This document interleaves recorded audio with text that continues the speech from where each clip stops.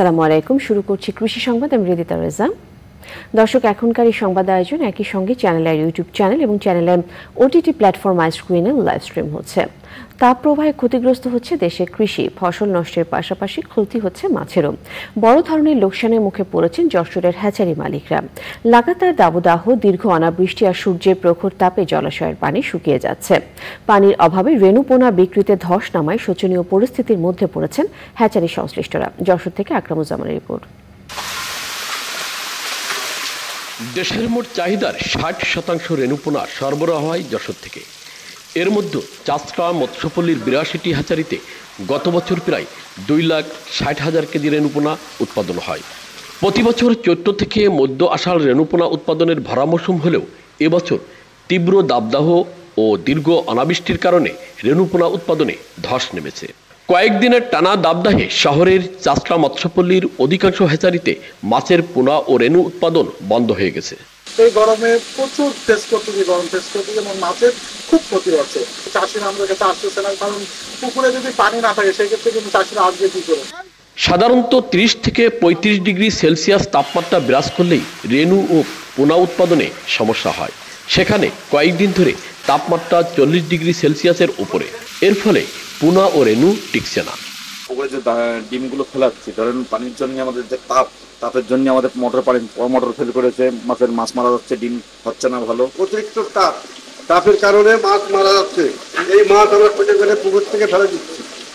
এমন চরম ভাবাপন্ন অবস্থা চলতে থাকলে চলতি মৌসুমে যশোরে মাছ উৎপাদনে মারাত্মক বিপর্যয় ঘটবে বলে আশঙ্কা করছেন হ্যাচারি মালিকরা, যা দেশের মাছ চাষের উপরও বড় ধরনের প্রভাব ফেলবে। ৪২-৪৩ ডিগ্রি তাপমাত্রা আপনার প্রবাহিত হচ্ছে। মৎস্য রেণু উৎপাদনের ক্ষেত্রে এই তাপমাত্রা আমাদের জন্য অত্যন্ত নাজুক পরিস্থিতির সৃষ্টি করেছে। এই বছরে যে এত পরিমাণে তাপদাহ, এটা আমার জীবনে কখনো দেখিনি। ৪২-৪৩ উঠে যাচ্ছে, আমরা নিজেরাই চলতে পারছি না, তা আমরা মাছ উৎপাদন করে করব কি? যশোরের চাষরায় মোট ৪২টি হ্যাচারিতে মাছের রেণু ও পোনা উৎপাদন হয়।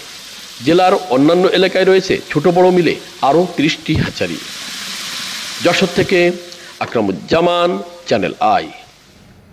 SAARC agriculture centre, IFPRI South Asia ও বাংলাদেশ কৃষি গবেষণা কাউন্সিল বিএআরসি যৌথ উদ্যোগে গাজীপুরে জলবায়ু পরিবর্তন ও স্মার্ট কৃষি প্রযুক্তির উপর ৩ দিনের প্রশিক্ষণ কর্মশালা চলছে। প্রশিক্ষণ কর্মশালায় বাংলাদেশ, ভুটান, ভারত, নেপাল ও শ্রীলঙ্কা থেকে ২২ জন প্রতিনিধি অংশ নিচ্ছেন।